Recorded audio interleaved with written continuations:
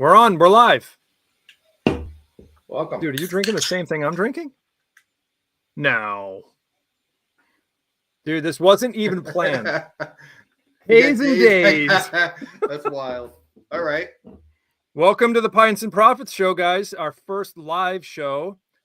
Stay tuned. We have an awesome show scheduled for you. We have a ton of cool topics, questions. We will answer anything that you guys put in here. We'll try to keep up with the chat as well. I am Dennis, the Free King Flipper, selling on eBay, mainly like 80s toys. I love vintage stuff.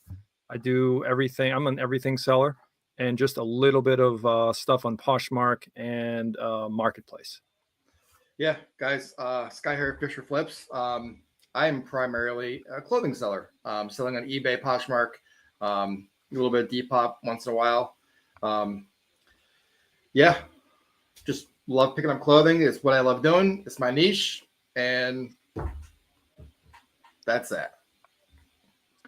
So we do this every week, and we took a little bit of time off, but we're back, and we're going to continue doing live shows because I think it's just an easier way for us to get involved with our viewers, right? Yeah, and as it grows, we're hoping that people come to the show. I don't expect any or many even showing up, but we'll see.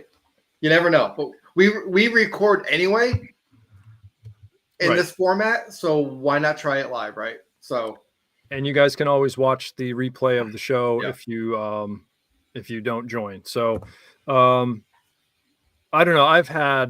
Let me just switch right over to business. Get down to eBay, get down to business. Today has been one of probably my worst sales. It's probably one of my worst sales day in my career. I have no idea what's going on, and it's really making me second guess the algorithm, the things I'm selling, the promoted and sale and coupon. It's almost as if no matter what I do, eBay doesn't like it. Yeah, there's definitely. So I it's hard to compare with you, right? Because we sell two different things, right? Right. Because for the most part, overall, you do pretty well with your little niche of what, your collectibles and your toys and your movies. You do relatively well. On the clothing side, I think it's a little bit of a different animal. I agree. I have days that are great. I have days that are shit. It's up and down. I am never consistently at a point where it goes across the board. So I get kind of used to like, okay, 3 sales today. Yeah. But then next day, 10 sales, 3. Like I'm used to that. So I don't stress over it. But I know what you're saying. You're running sales, you have a public coupon, you're listing every day, you're sending offers, you're selling similar, and nothing. Like it's almost like it's just, and we've talked about this before, that little lighthouse effect, right? Yes. Is the lighthouse effect now over on the West Coast and it's not hitting us? It's just one of those things that make you think. But yeah, I know what you're saying. So no matter what you do, no matter what I do, no matter what you do, and it makes you think like, fuck it, I'm done today. Like, I'm putting all this work into it, and then nothing is in result. I've been doing a lot of like housework, garden work, yard work, just because I'm probably down like 30%. And when I'm packaging orders, I'm like, I'm done. That's it. So I don't know. Do something constructive with the time that I'm given. And I don't know, that brings up my first question. Okay. Why, and I'll say you plural, why do you even resell? Is that a question to me? You want me to answer, or you? No, I'll answer the question. I'll answer it as well. But you can go first. Yeah. Okay. So I resell one because it's different. My thinking's different now than it was 4 years ago, or even 3 years ago, right? I did it 3-4 years ago because the money was friggin' ridiculously. It was insane. The sales were insane. Blame it on COVID. Blame it on what you want. Yeah. Sales were really fucking good. Shift to now, I do it because it's still a steady source of income. Now, like I've said before, I have a full-time job. I still resell at a semi full-time rate because that income still comes in. Right. Some days are better than others. And I actually enjoy it. Like I enjoy the whole process. Right. Yeah, I just enjoy it. Even that roller coaster you enjoy. I've come to understand how eBay works for me.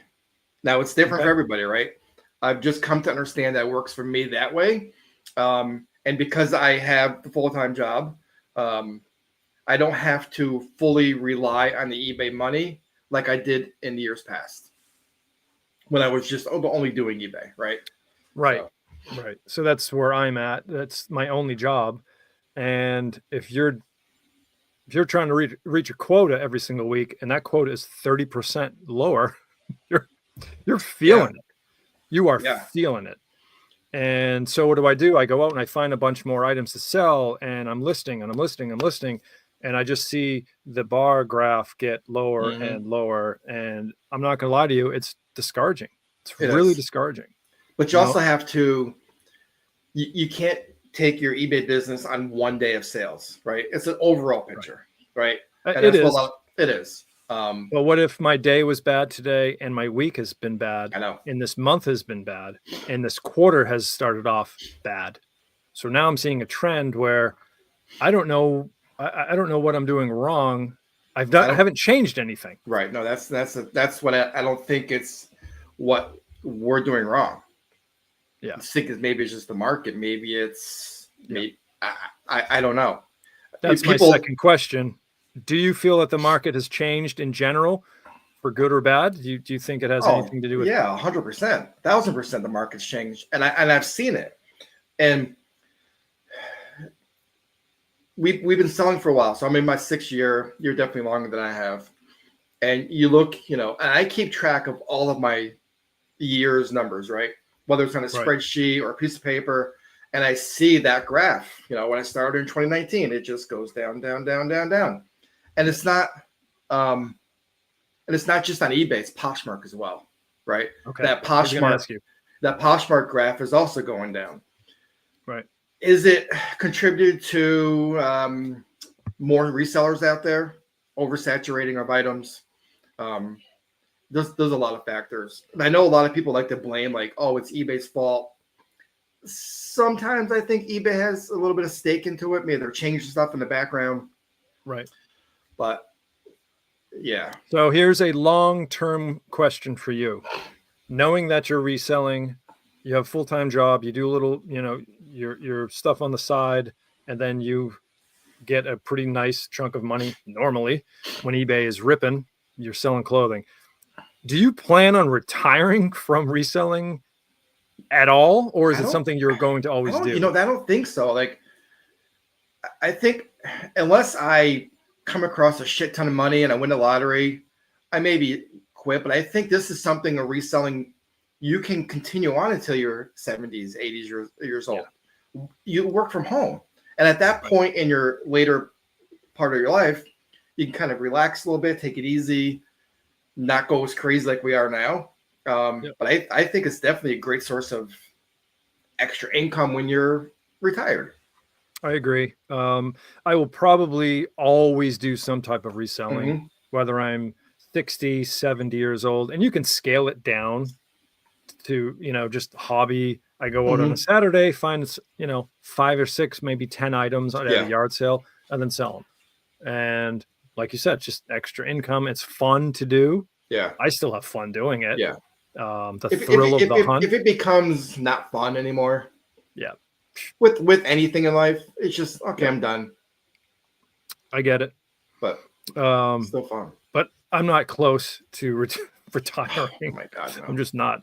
I probably will have to rely on some type of reselling until I am like 70. Yeah. But okay, that's cool. I won't have racks and racks of media. It'll be more of small items, maybe even like a small niche type of thing where I'm only looking for two different things, right? And if I find them, great. And if I don't, that's fine. Right. I don't know. It's yard sale season here in the Northeast. Finally, I got some yard sales on Saturday planned. Okay. Last weekend, it wasn't that great. This weekend looks pretty good, and it's only going to get better and better and better. And I've learned a few things along the way, right? We don't have yard sales all season, all year, I should say. There is a yard sale season, and it's short. And what happens is I run out of inventory over the winter. Everything just dries up. So year after year, all summer long, pack away as much as I possibly can, and then just kind of feed off of that. Yeah. Throughout the winter. Yep. So my best reselling tip is you can never have too much inventory. And some people are going to be like, oh, no, you're going to be a hoarder. It depends. If you have a steady stream of inventory, this might not pertain to you. But if you live in New England, New York, Canada, where the weather really dictates yard sales and stuff like that, you can't have too much. You can't have too much on the right. So that's pretty much my best reselling tip. Pack good stuff away until you need it. Some people call it a death pile. I call it a profit pile because it's good stuff. If you're hoarding a whole bunch of junk that no one's going to buy, right, then different issue. Yeah. What would you say your number one, if you had to pick one reselling tip, one single tip, what do you think you would I would say before you go spend a shit ton of money on inventory, do research. Right? Don't listen to content creators that are just trying to sell you something, right? Or join their Patreon or subscription. Yeah. Do your actual research. Find the niche you want to sell in. If it's vintage toys like Dennis, Terapeak is a great tool on eBay. Search up Terapeak and type in 90s vintage toys or 90s GI, whatever you want to sell. Look that up, see where the comps are, do your research, know what you want to find, and go find those items. If you want to sell clothing, type in men's jeans. Okay. It'll bring up an entire list of the most popular men's jeans that are selling right now. Right? Make a list on a piece of paper and find those jeans. It's the easiest way. Now, on paper, it's great because, if you write down a list of 15 brands, you may not find those 15 brands at the thrift store, right? Sure. But it's just doing research. Don't go out there and spend a shit ton of money on garbage. And it happens. I've been there, done it. Yeah, because I still do it. I've done the same thing. I've listened to others, but if they're giving you tons of bolos, they've already moved on to something else, right? Yeah. I found that, and by the time I go in and look for that Ray Dunn coffee mug, market's flooded. Gone. Market's flooded. It's worthless now. Or I can't even think of something else off the top of my head, but you know what I'm saying. Yeah. By the time I give you what you should be looking for, I'm already onto something else. But like you've taught me, learn 5 brands. And memorize what the tag, the logo. When you master those 5 brands, get 5 more brands, and then just move on. I mean, I probably have a good 100, 150 brands in the back of the Rolodex here, and it's just, and there's so many more you don't know because you can't learn them all. And also, some of those brands that were hot a year ago, they're not hot now. So you take that that brand and you kind of push it to the back. And what is, well, you're going to give out a good brand. I was going to ask you.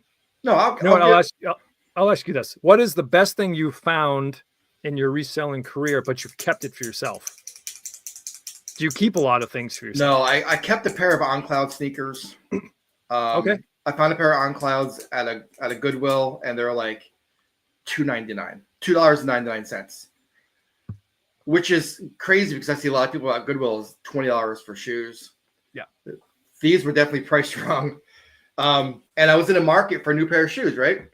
But I wasn't spending, and they were my size. I tried them on. I'm like, there's no way I'm selling them. And I know the resale value for OnClouds are around $100. I'm like, okay, cool. But the retail value is around $200. I'm going to keep those shoes. I wear them every day. Yeah. So I don't keep a lot. You know, if there's, I may keep a pair of shorts or something, a hoodie, nothing crazy. And what like both me and my wife usually do, if we like something, we'll keep it, wear it, and then sell it. Ah, okay. I mean, wear it for a little bit. Like we're going on vacation, I'll find some, you know, Tommy Bahama shirts, bring them with me, and wear them and sell them. Wear them and clean them and put them back in the inventory. Yeah, I don't know if there's a best thing that I have found and kept, but anytime I come across like 70s and late 70s, early 80s Star Wars, 80s G.I. Joe, I have a hard time getting rid of them. Yeah. I just add them. I have all the ones from when I was a kid. So if I don't have a certain figure, I'll add it to my small collection. Reggae stuff, like this Bob poster right here, I'm keeping that. Mm-hmm. It's I wouldn't call it vintage, but it's from the 90s. And I'm gonna frame it, and it's gonna be hung up. Yeah, I don't. Certain movies, certain CDs. If it's something that I love of that band or that movie, I'll probably keep that. Small stuff. But if it's something I really like, but it's worth $200, $300, $500, I'm not going to pay that to keep it. So it's going to go. Yeah, it's hard. And once you start keeping stuff, you become a hoarder. Yep. Yeah, you do. Right? I like this, I like this, I like this. Oh, and then all of a sudden, you know, your back corner of your room is just full of stuff you're never going to, you know. Yeah. So I can't. So it's because we basically shop for a living. That's kind of what this business is. You're out there hunting for stuff. You're going to find stuff that you like. But there, like I said, there are times like, you know, if we go to, you know, Dollar Day and we get 100 items, and ends up being pennies. If my wife What is Dollar Day? So Dollar Day at a local thrift, I'm not going to name the store. Every Sunday they have a Dollar Day. So whatever color or tag of that day is, everything with that color is $1. Wow. And most of it's just bread and butter stuff. Sure. Right. Nothing.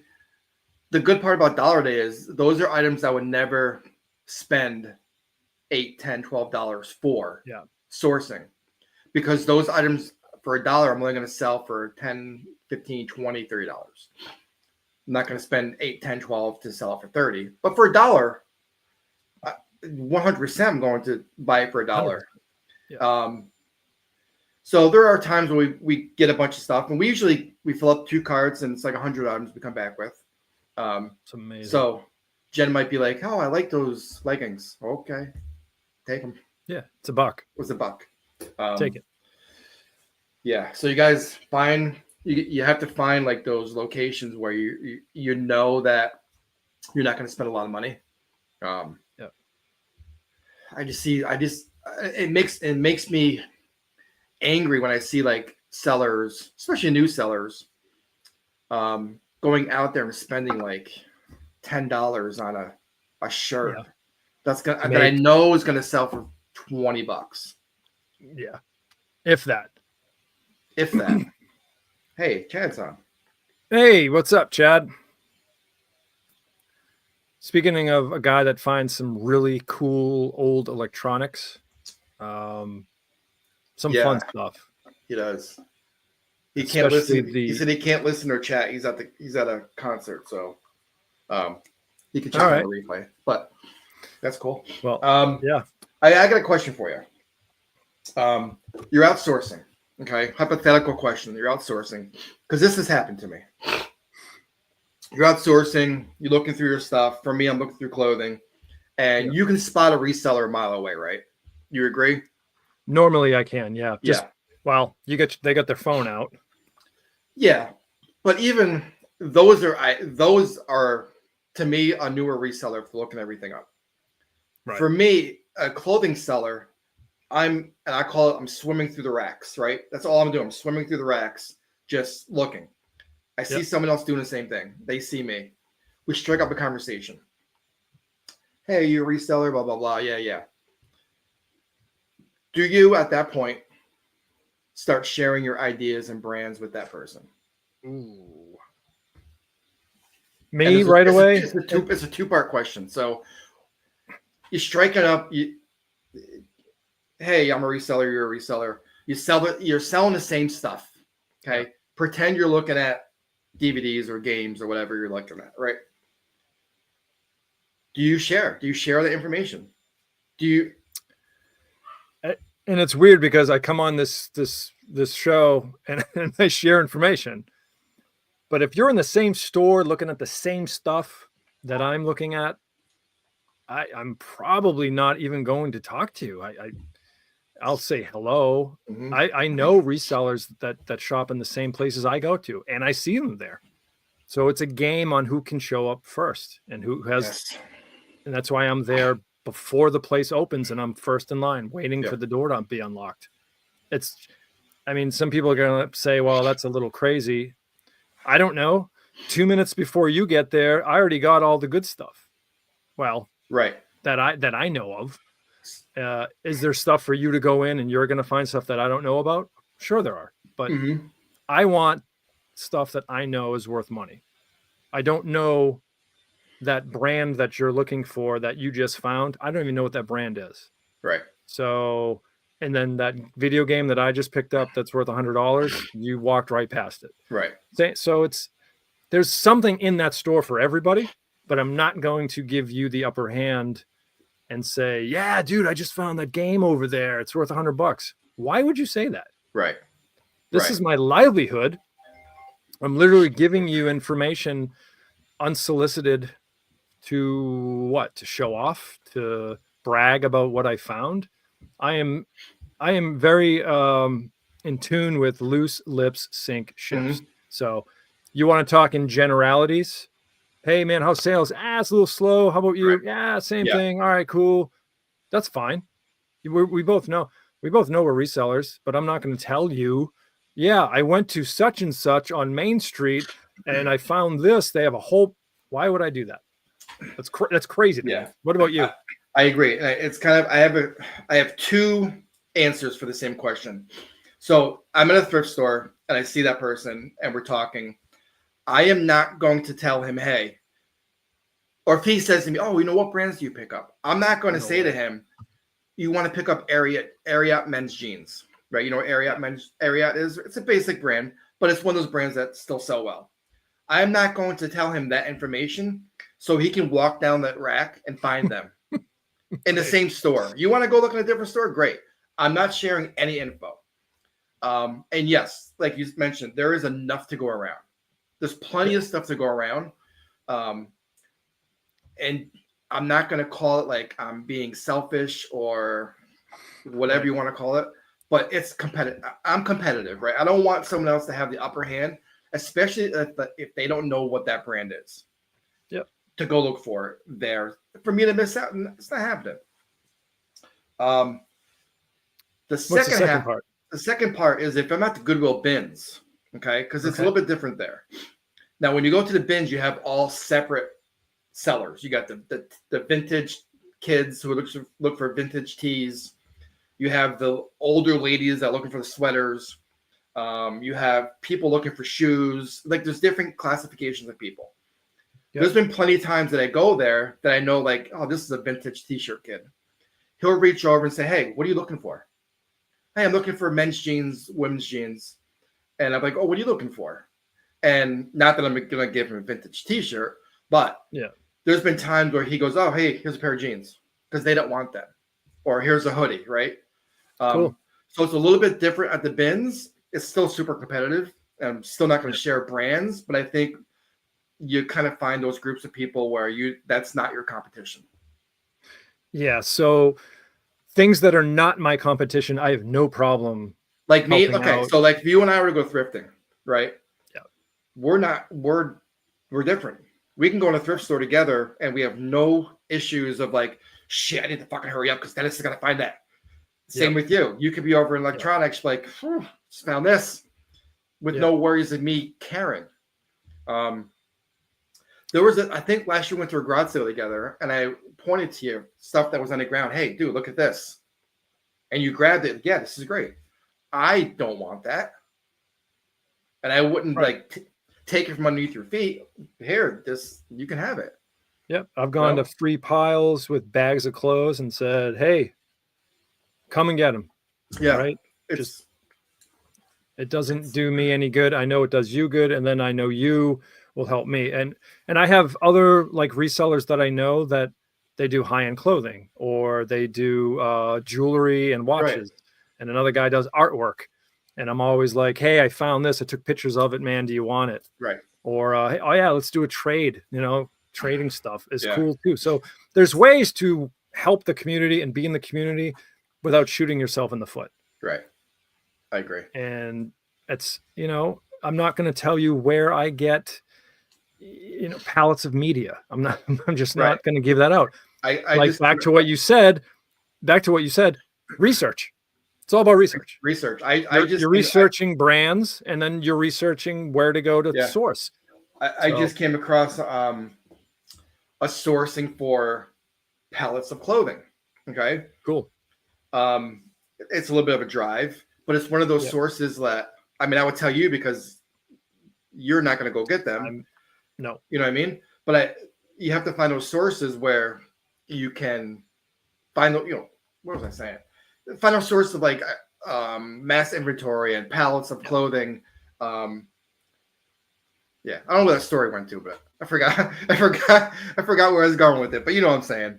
Right. Not letting people know. You don't blab your mouth to like, oh, I found this at XYZ company. You should go there too. Because once you do that, especially on social media, gone. Yep. That source is gone. It really is. Yeah. And you worked hard to find it. You worked hard to build a relationship with a company or a group that you can get inventory from, and you're just going to give that away. Yeah. No. I'm not. And I think that's one of the general rules as a reseller is you don't give away your contacts. Yeah. Also, for you newbies out there, don't ask. Don't ask. That's very awkward. Oh, hey, where do you get all of that media? Wow, at a store. I'm not telling you. Let me just just come in, just take it. No. Just come in, just take it all because that's basically what I just did. And like you said about, hey, where's that dollar day? I'm not going to tell you where the dollar day is because can't do it. You can't. Do your research. It's a thrift store. Find those dollar day stores. You're cheating the system. You're cheating yourself. You're not doing any research, and you're not really learning anything. Yeah. And there's no cheat, and it's not. You're not going to get a cheat code. There's no cheat code for eBay. You're not gonna. No. There's no cheat codes. Do the reselling is all about research, make connections, right? Talk to people, small talk, trade, barter, get out there, and make those friendships and connections with people. And then you never know. You'll have people calling you up. Hey, I found this. Did you want it? Neighbors will be like, oh yeah, I know that you resell. Did you want this stuff? It's really helpful. You don't have to go out and go to a reseller and say, hey, where do you get all your inventory? Yeah. Whoa. No. That's wild. So here's my question. You're out there. We're going to switch gears here. You're out there at a thrift, yard sale, bins, whatever. And I want to know if you have if you have missed out on an item.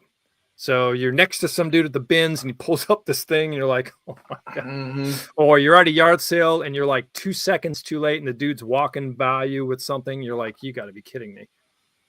Has that ever happened to you? Oh my God. More than you can count.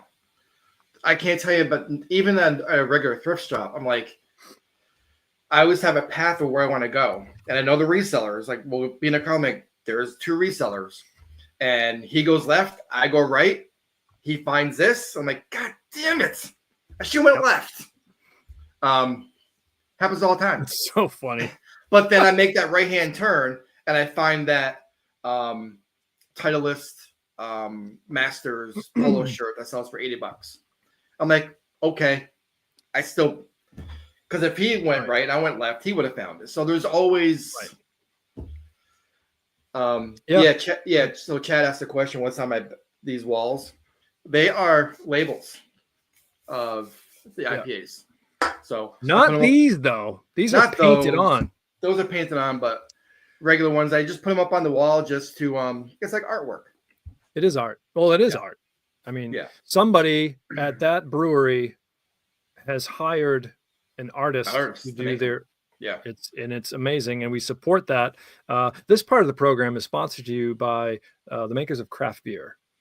Craft beer does a body good, and I'm drinking Treehouse fresh. This is Days. This is in the Haze family. They have Triple H Haze. They have Very Hazy. This is a lower ABV, and it's absolutely amazing. 6.9%.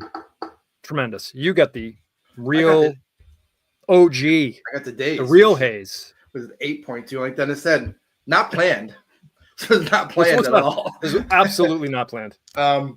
So Treehouse is new for me up here, right? I also got the Treehouse Saratoga glass. All right. So Treehouse for me is relatively new. I've been there before in the Cape with Dennis, but they just opened one up in Saratoga, New York. Yeah. I was able to go last weekend for my first time. I shared some videos with Dennis. The place is absolutely freaking amazing. Very big, gorgeous. A lot of room. It's amazing there. So I went and picked up a case of beer, different styles that I like. And Dennis's recommendation was to grab Haze. Of course, I had to try it, right? And it doesn't disappoint. So I can't wait to share more. Yeah, I've been posting stuff on Instagram of the brewery up there. It's amazing. Do you have? I'm looking at Treehouse Saratoga on eBay right now. Is yours just the? Let me see yours again. So it has this on the back. Oh, it's green. One side, and then this. Oh, it's two-sided. Yeah. Oh, very cool. All right, because they got a couple on eBay right now. That's just looks like just the black logo. 25 plus shipping. Dude, the merch up there is super cheap. Super cheap. Yeah. I got a sticker. I got a sticker and a mug. It was $9. That's cheap. That is cheap. Really cheap. I'm not sure if you made a mistake, but I'm like, all right. This one right here. Let's see. So I'm going to be going up this weekend again for dinner. I'm going to get a hat. Is that the one on the left-hand side? I didn't look at the one that has Julius the Shark. Oh, look at new offer. It's got Julius the Shark and some other one, but $87. Here's just the mug that you, the pint glass that you have. $20 plus shipping, 22 plus shipping. There's a whole bunch of others. Like they have so much. There's so much. Look at their Earth Day one sold for $40. Wow, that's a good. I guess I'm going to start looking. Here's that one that I was talking about, Julius the Shark, right? $65. $65. That's crazy. Wow. And then here is your all the machines like juice machine and all that. $160 for the four of them. And then here's just empty cans, $10. Just because of the artwork, right? Well, that's the thing. Now I'm going to start keeping the painted cans. I can throw them out. Yeah. Yeah, there's a ton. And these are pretty recently, right? Yeah, there's 2025. Yeah. Well, that's a good sourcing. Maybe I do some dumpster diving up there. You never know. Or after you drink your beers, just put together. I bet you if you got each. Oh, I'm going of to. the I'm A's gonna family- start keeping. I'm gonna start keeping the painted cans Mhm, because I just throw them out. mhm. But even like the ones behind me, the label cans, I should probably keep those too. People buy them. I don't know. People like. I just I recycle them all. I throw them in Yeah. the recycling bin. I keep 'em. Technically, if you bring them back to the brewery, they have to give you your deposit. True.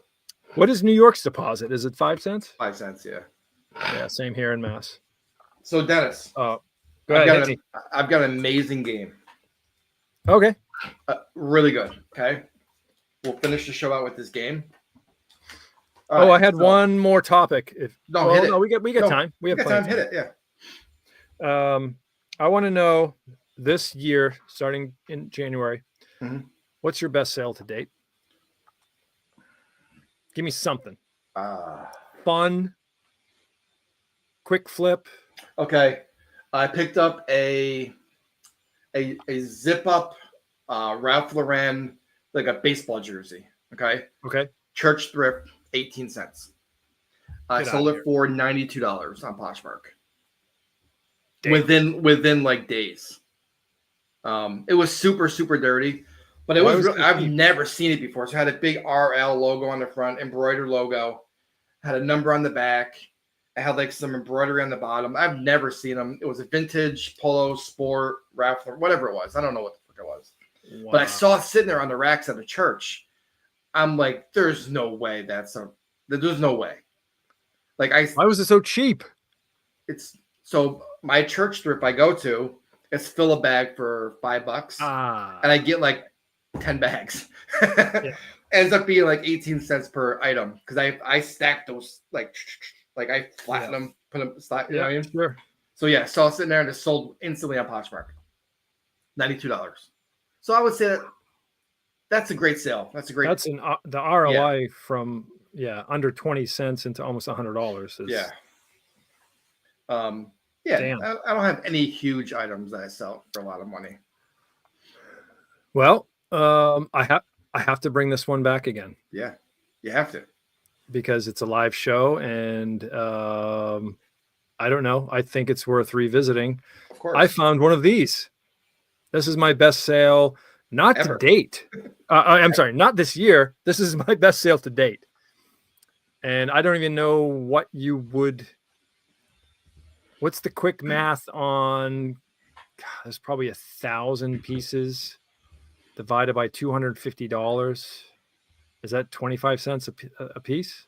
Is that the math? 1,000 items divided by $250. You know, I went to a public school. Is that a quarter? This is bad, right? We're resellers. It says $4. It says $4. That's not right. No. Help us out in the chat, please. 25 cents a piece, yes. It is. I told you it was. So this comes out to be right around 25 cents is what I paid for each item in this pallet. It's over 1,000 items in this pallet. And this is what I got. So let's see if you can find mine. But you can see this is nuts. Yeah, this is absolutely nuts. This is GameCube Pokemon box. And it is the what's it called? Ruby and Sapphire. So the official name is this is the US version, by the way. US version, not the Japanese version. This is the rare one. This is the Grail for a lot of GameCube people, a lot of Pokemon people. Mine had the case. Mine had the game. Mine had the manual, the inserts. It just didn't have, I don't know if you can see this weird sort of cable, and then the little memory card. So this one sold for $2,200 complete. Mine was missing a couple of items out of it, and mine's in here somewhere. Wow. Look at all the ones that have sold. Yeah. There's mine. Right there. Yeah. So you get the game, the inserts, you get the manual, you get the game, the case and everything, $1,700. and I even charged them $20 $20 for delivery. It ended up costing me like $35. Oh, because you I had did signature required and signature required, fully insured. yeah. All that stuff. But that right there, guys, is my best sale ever. 25 cents into $1,700. Yeah, that's nuts. Positive feedback, going to a collector. Literally said this is the last game that I needed. The very last one. That's crazy. So now I'm on the hunt for another one, which I also got a Powerball ticket. So we'll see which one. See one pays out. Right. All right, guys, let's play a game. You can play at home. Let's go. Just use the chat if you want, and let us know if you just answer. Just blur out some answers. All right. So this game has to do. So Massachusetts has a vibrant. I wrote this down so I can make it official, right? So Massachusetts has a vibrant brewery scene with numerous locations spread across the state. Okay. I'm going to list. Many? I'm going to get there. I'm going to list. I'm going to ask you 10 breweries across the state, and see if you know what city or town they are from. Okay. Mm-hmm. So number one, first question. No, what are the rules? Any rules here? You just have no chat GPT. GPT. No cheating. No. Okay, hold my hands up. No. Yep. First question. Is there a time limit? No. Do you know how many in the state? How many breweries are in the state of Massachusetts? God. That's the first question. I know there's over 300 cities and towns. Now I expect a lot from you, Dennis, because you live in Massachusetts and you. I get you. Expecting a lot. I don't know the exact number, but I think there's like 180 breweries. Okay, well, you're way off. There's 232 active breweries in Massachusetts. That's not way off. Okay, I'm gonna break it, and I broke this all down. There are 209 visitable locations where you can go to the breweries and visit. Okay, so 209. Okay, there are 205 breweries with tap rooms. Okay.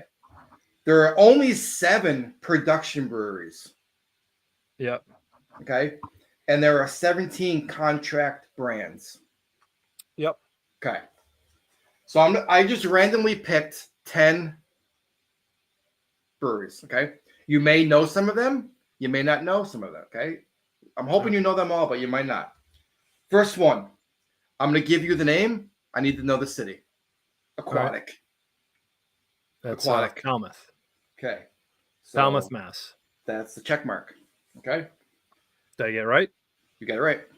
Next There's one no is like sounds or ding ding ding, nothing like no. There's nothing. All right. No bells or anything. Next one is called Bear Wolf Brewing. Bear Wolf Brewing. I don't know, like Great Barrington. Nope. Give me one more. What'd you say? Want me to give you a hint? Yes. It's northeast Massachusetts.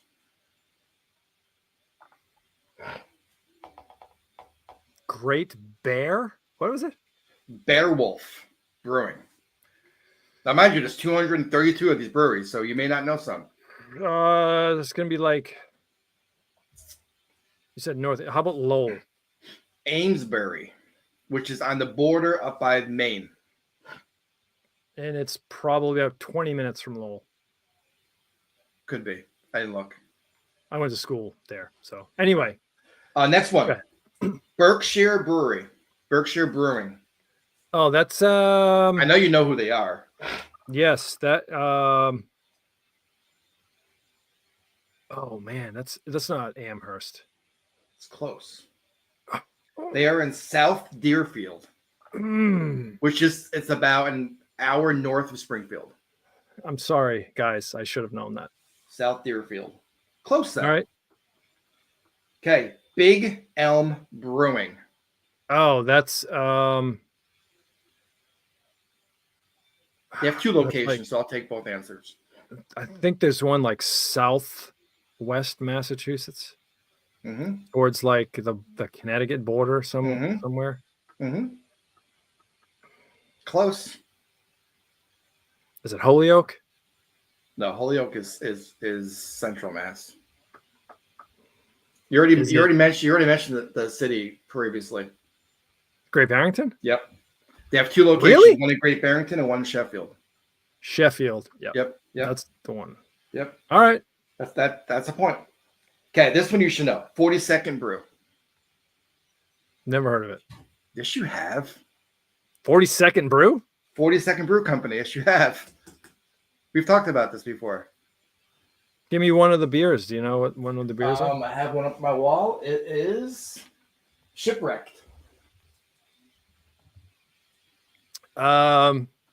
Worcester, Mass.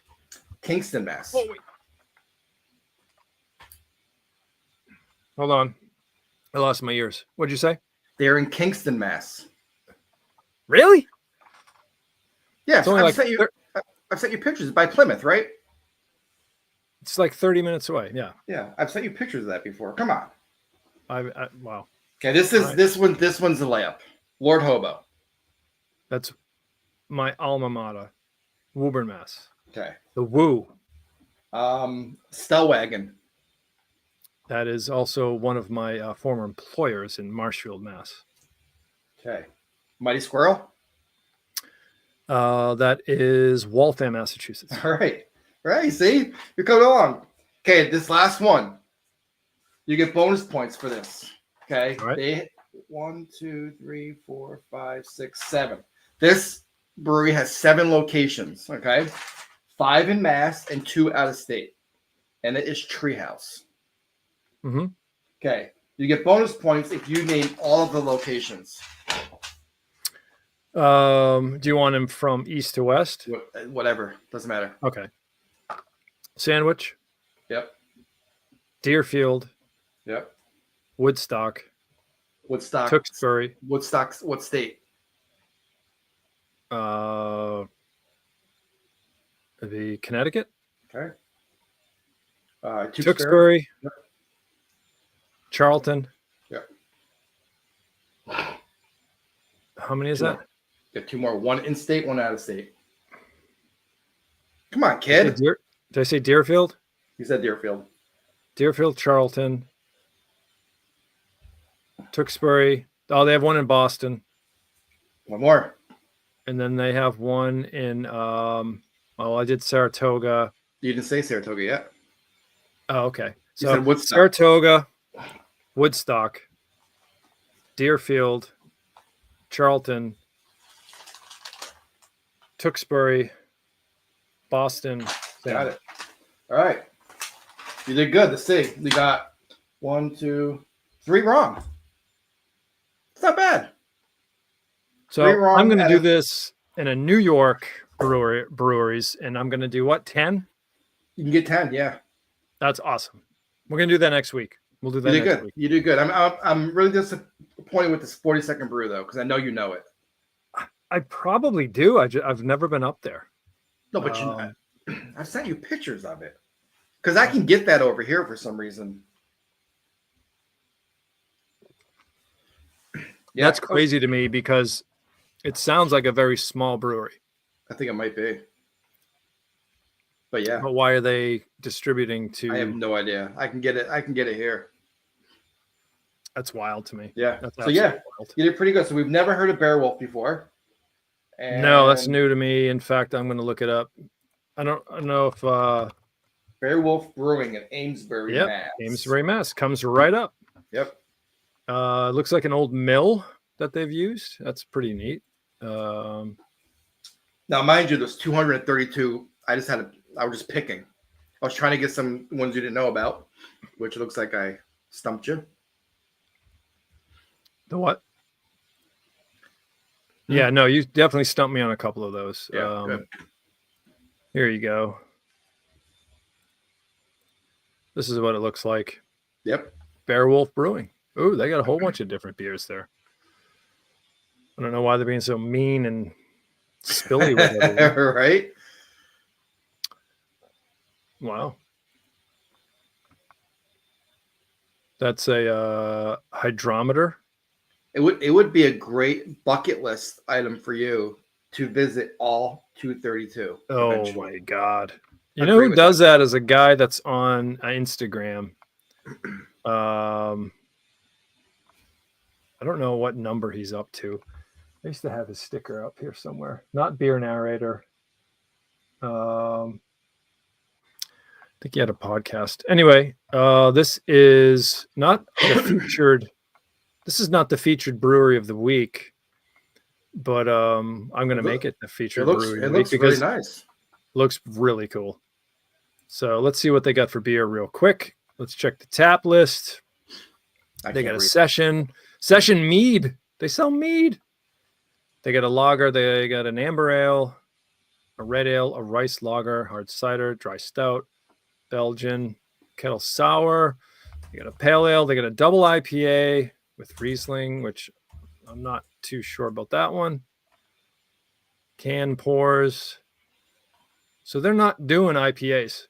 I just don't see it here. They're going to go against the grain. Do you see any? I can't read it. Oh, okay.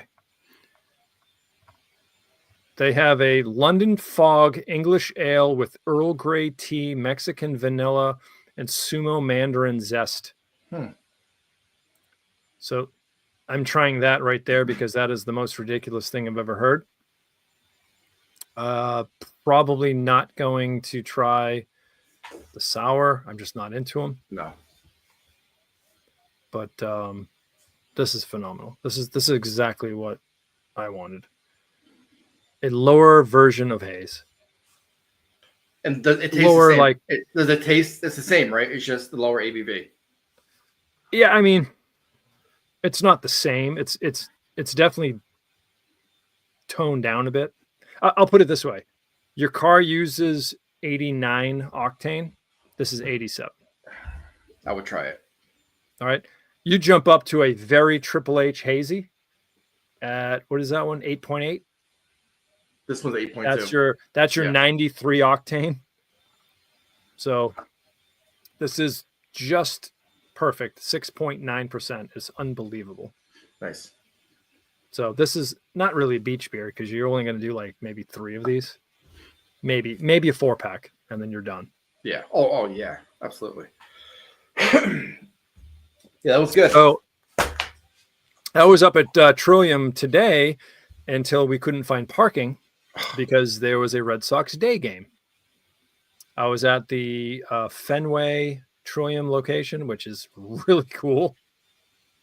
And unfortunately, there's nowhere to park. Yeah. No. You're paying $50 to park for the ball game. And it was so that is such a tease for me to drive by and see all these people with cold pints. And I'm just like, and it's hard now this time of year because you have the Celtics in the playoffs. So now, yeah. How are your Knicks doing? They're playing tonight. Okay, we'll see. They're actually playing now. I haven't seen, but they're tied 1-1. I saw that. Yeah. I also saw the Patriots. I also saw the Celtics play without their star player and still beat Orlando. Well, I think a high school team could beat Orlando. I don't know, dude. They're not. And also, the draft is on tonight. And yes, so we're gonna watch that. Pistons are leading the Knicks 43-39 in the second. That's close enough. The Knicks are favored by 1.5 points. 1.5. Guys, I want to thank you, but before we check out of here, I apologize for not being in uniform because I thought my co-host was going to be in uniform. No, I didn't want to show up with the same shirt because, you know, you're wearing the shirt of the podcast you're going on. You're wearing the shirt of the brewery that you're visiting. You're wearing the shirt of the band you're going to see. Don't be that guy. Don't be that guy. With that, I say cheers. Yep. I say thank you for joining us. We will be here every week with a live show. I want to see some more crazy questions. I want to see some people drinking beer, telling us what they're drinking. Scott, take us out. Yeah. If you want to be a guest on the show, Absolutely. We'd love to have you on. But you need to drink some IPAs with us, which that's the number one rule.